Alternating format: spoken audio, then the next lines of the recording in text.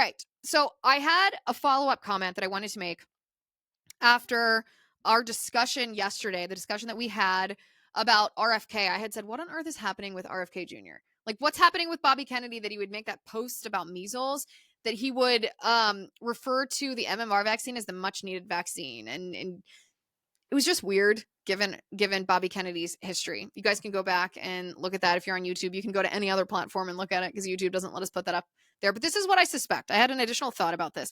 This is what I suspect is happening. We had explored is what I will say. We had explored the different options of why Bobby Kennedy had suddenly changed how he was speaking about these things. And I said, is he captured by big pharma? Is he just naive to how the mainstream media operates? Is he in over his head? But what I suspect is happening behind the scenes is I suspect that when the MAGA movement married the MAHA movement, the MAHA movement was never particularly conservative, right? A lot of these MAHA moms, I mean, some of them were just downright liberal, and that's fine. We're happy to welcome them into the MAGA movement, but the staff of a lot of the MAHA politicians, meaning the staff of Bobby Kennedy or the MAHA people that are coming into HHS, they are a little more political than your typical MAHA mom who wasn't necessarily political but might sort of lean left. These staffers are not only more political than a MAHA mom, they're not typically conservative, which means that they are more political and they're leftist. And I think we underestimate often the influence that staffers have on politicians because we don't often know the names of staffers unless you happen to be someone who is very well connected on Capitol Hill or you were a former staffer yourself. We don't know the names of these staffers who sometimes are almost as powerful or influential as the political figurehead whose name we do know. And so what I suspect is happening is that MAHA staffers are negatively influencing the outcome of of some of these things that we want Bobby Kennedy to do. And again, what it means for us is we need to make specific asks of Secretary Kennedy, very specific asks, and we need to be vocal about those asks, and we need to put pressure on HHS to see those asks through all the way to their completion. And I think if we take part, I said this around the time of the election, that this administration is very different than any administration before it, because we don't just have a role to play once in a while. You and I, we have a role to play on a daily basis, being intricately involved in the workings of everything that's happening, but especially at the agency level. And I think this is a good reminder that we need to not lose sight of that. We need to be very specific in making the asks that we want from Bobby Kennedy, putting pressure on him until he's seen it through.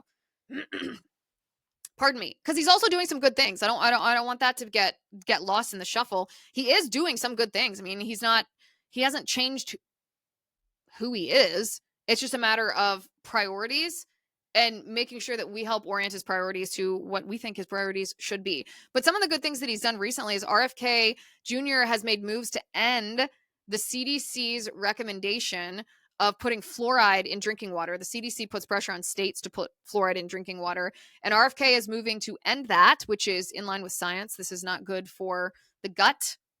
It destroys good bacteria in the gut, which leads to a lot of gut problems, which is as we know, gut problems are underpin a lot of chronic health conditions. So ending fluoride in the water, or ending the CDC's recommendation of fluoride in the water to states, is a really good thing. That's a good development.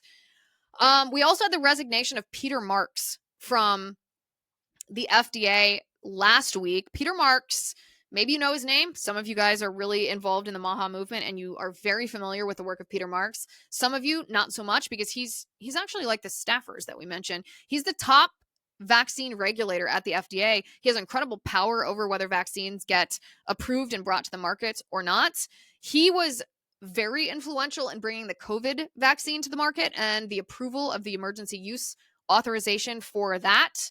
And he resigned last week. Now, he resigned because it was the polite way of him being fired. He was told he was going to be fired, so he was given the opportunity to resign. And in his resignation, he bragged about his own tenure at the FDA, and particularly bragged about the role he played in the development of the COVID-19 vaccine, which is just striking to me because it's such a conflict of interest to be involved in both the development of the COVID-19 mRNA jab and also the approval of the COVID mRNA jab. Those two things should be so entirely separate. Otherwise, you're biased. The word conflict of interest means you can't look at this objectively. Of course, you want your own product to be brought to market. But Peter Marks resigned, which is a good development. Again, all of this is to say what we need from Bobby Kennedy right now at HHS is we need the strategy that the Trump administration as a whole embraced immediately following Trump's inauguration. We need shock and awe. We need a constant, based, savage campaign, one after the other from Bobby Kennedy, fulfilling every single thing the MAHA movement has stood for, because we know from the past that if you take your time doing one policy push at a time, it doesn't work. You don't have time to do that. You need to just do it, shock and awe. And you need to release a list of your priorities, and you need to communicate that you understand the urgency of getting these things done. Otherwise, it's going to be the end of 4 years before you know it, and the big things are not going to have been accomplished. So again, it's on you. It's on us together to use our voices to help Bobby Kennedy prioritize the things that are important to the MAHA movement, and to do so in an urgent way. We also need to encourage more transparency. Don't fall for the toxic mainstream media, empathy campaigns that they're going to be using to try to stymie the MAHA agenda at HHS. It's time for us to take part in here.